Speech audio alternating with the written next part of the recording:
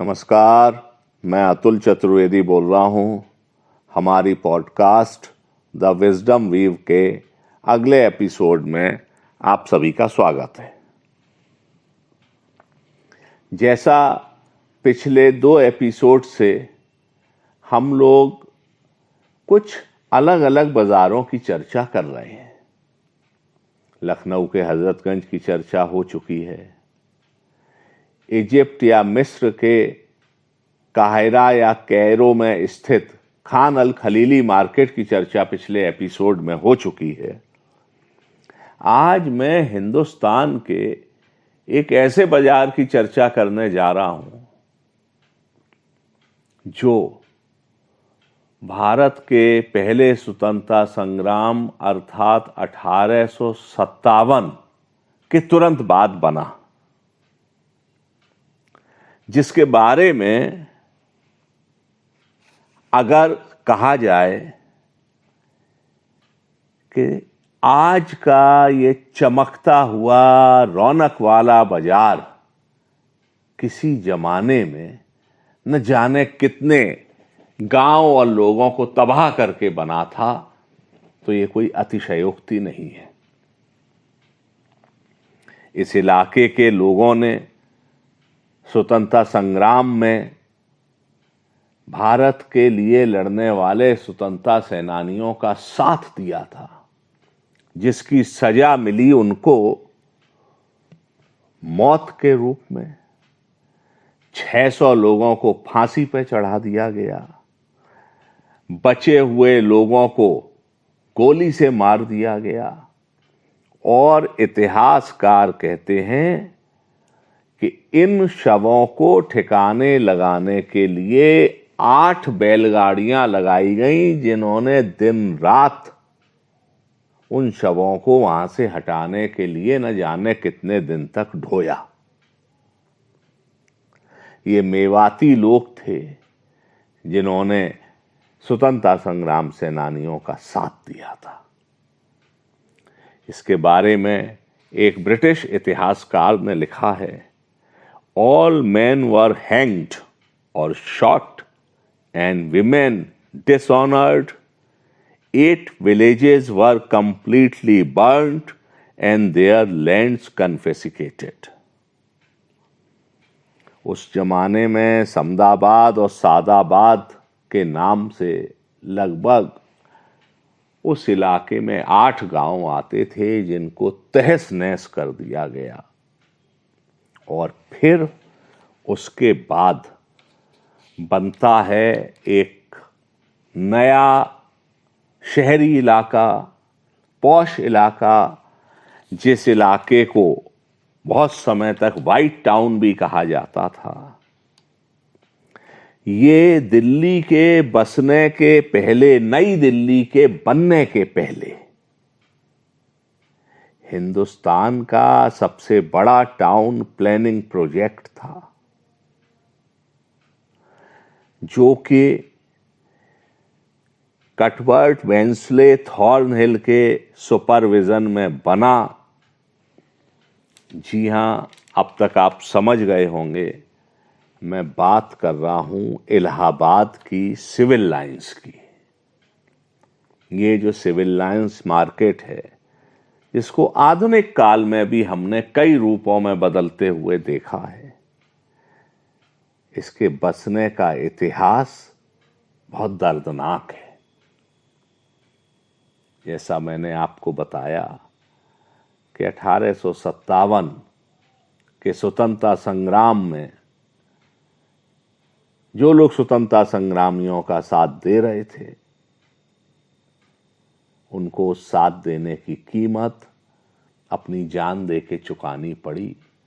उन इलाकों को अंग्रेजों ने अपने कब्जे में लिया, नेस्तनाबूद किया, जमींदोज किया और उस पर अपने साहब और साहिबा लोगों के लिए, यूरोपियन लोगों के लिए एक मार्केट बनाया, एक रहने का इलाका बनाया, जिसको आज हम किसी जमाने में कैनिंगटन भी कहा जाता था, क्योंकि 1857 के दौरान, और उसके बाद लॉर्ड कैनिंग का इसमें काफी बड़ा एक रुचि और रोल था, और आज उसे सिविल लाइंस के नाम से जानते हैं।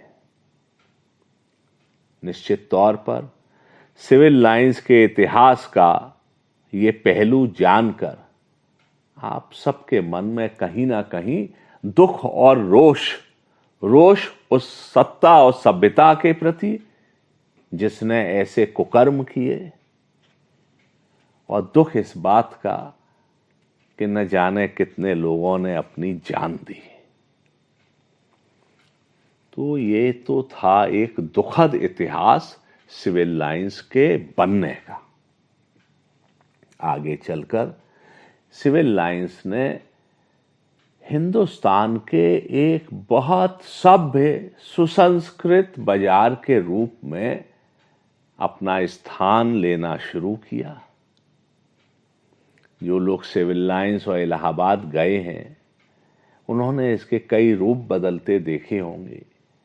चौड़ी सड़कें एक दूसरे को समानांतर तरीके से काटते हुए चौराहे पर निकले हुए फुटपाथ भी हैं, चौराहे बीच में गोल सुंदर बने हुए हैं। एक कोने में अगर आप जाएं, जो पत्थर वाला चर्च है जिसको ऑल सेंट्स एंग्लिकन कैथेड्रल भी कहते हैं, जो एमजी मार्ग और एसएन मार्ग के क्रॉसिंग पर है, जिधर से पहले रेलवे स्टेशन को सिविल लाइन साइड को जाते थे। ये चर्च 13वीं शताब्दी जैसी पुरानी गॉथिक स्टाइल में बना हुआ है। इसके आर्किटेक्ट सर विलियम एमरसन थे। और इसी चर्च से आप आगे हाई कोर्ट की तरफ बढ़ जाएं तो वहां एक हनुमान जी का मंदिर है, वहां इमली का पेड़ है जिस पर बताते हैं न जाने कितने स्वतंत्रता संग्राम सेनानियों को फांसी पर लटकाया गया था। इलाहाबाद एक अद्भुत शहर है। हर एरा के इतिहास, अकबर के जमाने का इतिहास तो अंग्रेजों के जमाने का इतिहास, स्वतंत्रता संग्राम की लड़ाई का इतिहास तो भगवान राम के वनवास में जाने का भारद्वाज आश्रम का इतिहास, अनेकों लाखों करोड़ों लोगों की आस्था का त्रिवेणी संगम का इतिहास, ये सब समेटे हुए एक आज भी जीवंत शहर है इलाहाबाद। और उसका जो सिविल लाइंस है वो अपने उस दुखद इतिहास के पन्ने से आगे बढ़ते हुए, उसकी कसक तो है लेकिन वो सिविल लाइंस भी इतिहास का साक्षी रहा है। सिविल लाइंस में लोगों की यादें जुड़ी होंगी, न जाने कितनी जनरेशन्स की यादें जुड़ी होंगी लकी स्वीट मार्ट से, वहां मिलने वाली हल्के से जायफल के फ्लेवर की हनी ड्यू मिठाई से, मुगल पेस्ट्री शॉप से। आगे बढ़ें तो प्लाजा और पैलेस सिनेमा से, लोक भारती प्रकाशन से और कॉफी हाउस से। सिविल लाइंस में चौड़े सड़कें, फुटपाथ, उन पर इमली के पेड़ हुआ करते थे। और एक जमाने में सिविल लाइंस बहुत शांत बाजार हुआ करता था। जब हम लोग 1980 के दशक में गए तो जब मैं अपने पापा के साथ जाता था इलाहाबाद तो वो बताते थे कि अब सिविल लाइंस बदल गया है। 1950 के दशक में जब वो इलाहाबाद में पढ़ते थे तो सिविल लाइंस दूसरी किस्म का था। अभी जब मैं पिछले साल इलाहाबाद गया तो मुझको लगा कि अपने पापा की बात मैं दोहरा रहा हूं कि 1980 के दशक में जब हम पढ़ते थे तो सिविल लाइंस बहुत शांत था। आज का सिविल लाइंस शोर वाला हो गया है, बड़ी बड़ी बिल्डिंग वाला हो गया है। वो बड़े बड़े जो आसपास बंगले थे वहां पर न जाने कितने मॉल और मल्टी स्टोरेड कॉम्प्लेक्सेस आ चुके हैं। सिविल लाइंस की जो एक शांति होती थी शाम को, और उस शांति के साथ की जो रौनक थी वो बदल के शोर शराबे और भीड़ भाड़ वाली रौनक हो गई है। लेकिन इस सब के बावजूद सिविल लाइंस की एक अलग चसक है। सिविल लाइंस में चाहे आप कॉफी हाउस में कॉफी पीजिए या मसाला डोसा खाइए, किसी जमाने में गजदर्स हुआ करता था, वहां लोग जाते थे, या कॉफी हाउस के बाहर वर्गीज के ठेले पर कॉफी पीजिए। आर मील्स ऑन व्हील्स हम लोगों के समय में हुआ करता था, जो आज फास्ट फूड है। मेरे ख्याल से फास्ट फूड वगैरह के पहले का संस्करण वही था। सिविल लाइंस के कॉफी हाउस में हिंदुस्तान का इतिहास बना है, अगर मैं कहूं तो यह कोई अतिशयोक्ति नहीं है। एक से एक विद्वान, academicians, professor, scientist, economist, politicians, स्वतंत्रता संग्राम सेनानी, ऐसे कौन लोग हैं जो इलाहाबाद के कॉफी हाउस में नहीं आते थे। इलाहाबाद के सिविल लाइंस की मैं आपको बताऊं कि वहां पर एक टंडन टेलर्स करके टेलरिंग शॉप हुआ करती थी, और मैं उसके विषय में अधिक इसलिए जानता हूं कि उसके जो मालिक थे, ओनर थे टंडन साहब, उनके ही फर्स्ट कजिन आगरा के सदर बाजार में केदारी मल एंड सन्स नाम से जो टेलरिंग शॉप थी, उसके जो ओनर थे मिस्टर प्रेम, ये दोनों फर्स्ट कजिन्स मामा बुआ के लड़के थे। और खास बात यह है कि ये दोनों लोगों ने टेलरिंग में कटिंग की ट्रेनिंग लंदन की एक मशहूर किसी इंस्टीट्यूट से ली हुई थी। टंडन साहब के पास आप जाइए तो सूट में एक जचती हुई पर्सनैलिटी, और उनसे जो वहां पर सूट सिलवाना था वो अपने आप में एक बताने वाली बात और अनुभव वाली बात हुआ करती थी। इसी सिविल लाइंस में छोटे का पान है, लकी स्वीट मार्ट का हनी ड्यू मैंने आपको बताया।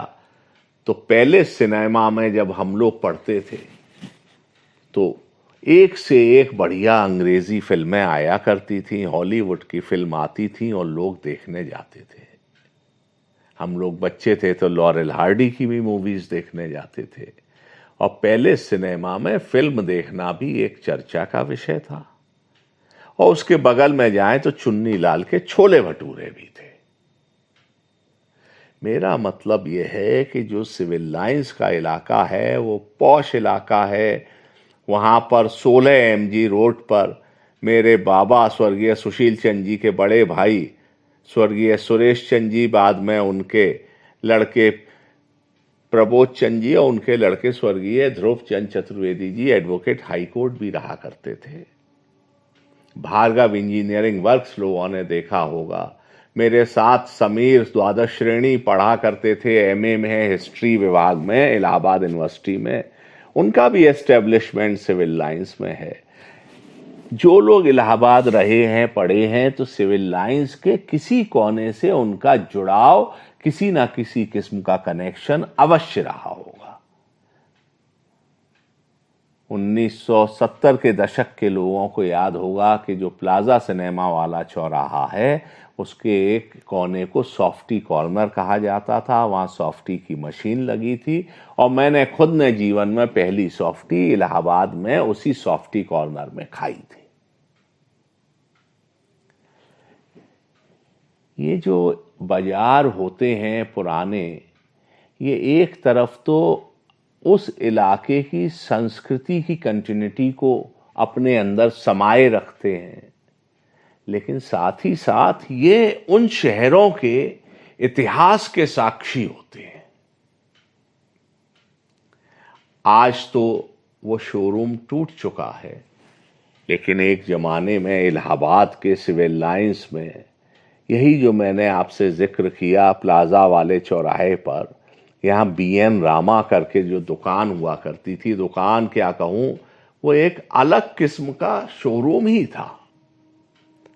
और BN रामा में ऐसी कौन सी चीज थी जो नहीं मिलती थी। और बीएन रामा में जाने वाले हॉस्टल में लौट के बताते थे कि आज हम बीएन रामा होके आए हैं। आप बीएन रामा से जरा आगे चलें तो एल चिको रेस्टोरेंट, जिसकी इलाहाबाद में एक अलग पहचान है, और आज उसकी और इलाहाबाद की सिविल लाइंस की पहचान एक दूसरे में कहीं ना कहीं मिली हुई हैं, ये भी कहना पड़ेगा। अभी तो जब मैं गया था तो एल चिको का रूप बिल्कुल बदल के मल्टी स्टोरेड भव्य हो चुका है, लेकिन उसका पुराना फ्लेवर कायम है। एल चिको के आगे क्वालिटी रेस्टोरेंट हुआ करता था। क्वालिटी रेस्टोरेंट की टूटी फ्रूटी और चीज पकौड़ा जिन्होंने खाए हैं उनको याद होंगे। इसी सिविल लाइंस में किसी जमाने में साइकिल लेके यूनिवर्सिटी के इलाके से लोग आते थे। बहुत से लोग टहलते हुए भी आते थे, और हम लोग भी जब पढ़ते थे पहले साइकिल से, बाद में जब स्कूटर मिल गया तो हफ्ते में कम से कम 4-5 दिन हम लोग सिविल लाइंस का शाम को एक चक्कर ना लगा लें तब तक दिन पूरा नहीं माना जाता था। इलाहाबाद यूनिवर्सिटी के इतिहास विभाग के अध्यक्ष रहे और इतिहास के एक बहुत बड़ा नाम बन चुके प्रोफेसर हेरम चतुर्वेदी के साथ, ये मैं बात 1979, 80, 81, 82 के दिनों की कर रहा हूं, उनके साथ न जाने कितनी बार स्कूटर से, और अपनी मौसी के लड़के, अपने कजिन्स गुड्डा दादा, बीनू दादा और वेकी के साथ सिविल लाइंस के न जाने कितने चक्कर हम लोगों ने लगाए हैं। हमारे मित्र धीरेन्द्र पांडे और हॉस्टल के हम लोग अनेकों साथी सिविल लाइंस घूमते थे। और एक किस्सा जो मैं इलाहाबाद से संबंधित पुराने एपिसोड में बता चुका हूं, वो फिर से दोहरा दूं कि जब पेप्सी कोला, संभवतः पेप्सी कोला ही था, उसका लॉन्च इलाहाबाद में हुआ सिविल लाइंस में कहीं, तो बैंक रोड से इक्के में चल के हम लोग आए थे और इस सिविल लाइंस में पेप्सी कोला पिया और छोटे छोटे समोसे खा के गए थे। आप अगर इलाहाबाद रहे हैं या इलाहाबाद गए हैं, और अगर मुकदमे के सिलसिले में भी जो लोग इलाहाबाद गए हैं तो वो सिविल लाइंस के आसपास किसी ना किसी होटल में रुके होंगे। ऐसा हो नहीं सकता कि कोई इलाहाबाद गया हो या रहा हो तो सिविल लाइंस से ना गुजरा हो, और अगर सिविल लाइंस से गुजरा हो तो ऐसा हो नहीं सकता कि उसके दिल और दिमाग के किसी ना किसी कोने में आज भी सिविल लाइंस की याद या खुशबू या मैं कहूंगा जुड़ाव मौजूद ना हो। जो लोग इलाहाबाद में सिविल लाइंस जाते रहे हैं और जिन्होंने किताब पढ़ने का भी शौक रखा है, तो अब तो दिल्ली के भी कुछ प्रकाशन, राजकमल प्रकाशन, वाणी प्रकाशन, ये सब भी इलाहाबाद में हैं। लेकिन हम लोग पढ़ते थे तो लोक भारती का जो जलवा हुआ करता था और उनकी जो एक इंटेग्रिटी थी, वो भी सिविल लाइंस में ही लोक भारती प्रकाशन था। दिनेश ग्रोवर जी और रमेश जी, ये हमारे मौसा जी स्वर्गीय प्रोफेसर राम स्वरूप जी के बड़े घनिष्ठ हुआ करते थे, और इसलिए मुझे भी सौभाग्य मिला है कि मैं लोक भारती प्रकाशन में गया हूं और वहां मैंने कॉफी भी पी है। ऐसी न जाने कितनी यादें हैं कि सिविल लाइंस को याद करें तो मेरे ख्याल से बहुत एपिसोड बनाए जा सकते हैं। जो लोग इस एपिसोड को सुन रहे होंगे उन्होंने भी कहीं ना कहीं अपना कोई ना कोई याद सिविल लाइंस की ताजी कर ली होगी अपने मन में। हाँ, मैं इतना आप सबसे जरूर कहूंगा कि जब मैं ये एपिसोड पोस्ट करूं और आप इसे सुने तो इस पे अपने कमेंट करके अपने भी अनुभव, अपनी भी यादें ताजा और साझा करिएगा। उससे एक तो मुझे लगेगा कि हाँ, मैंने जो एपिसोड बनाया वो आप तक पहुंचा। आप इसको स्पॉटिफाई पे फॉलो भी करिए और आप अपनी प्रतिक्रिया देंगे, अपने विचार देंगे तो उससे मुझे अच्छा भी लगेगा और मैं आगे के एपिसोड भी और अच्छे बनाने का कुछ बेहतर प्रयास कर पाऊंगा। मुझे उम्मीद है कि ये एपिसोड आपको अच्छा लगा होगा। आप अपनी प्रतिक्रिया दीजिएगा, मुझे इंतजार रहेगा। आज के एपिसोड में इतना ही। अगले एपिसोड में फिर मिलेंगे कुछ नई बातों के साथ, कुछ नई चर्चाओं के साथ। तब तक के लिए मुझे इजाजत दीजिए। आप सभी को मेरा फिर से नमस्कार। धन्यवाद।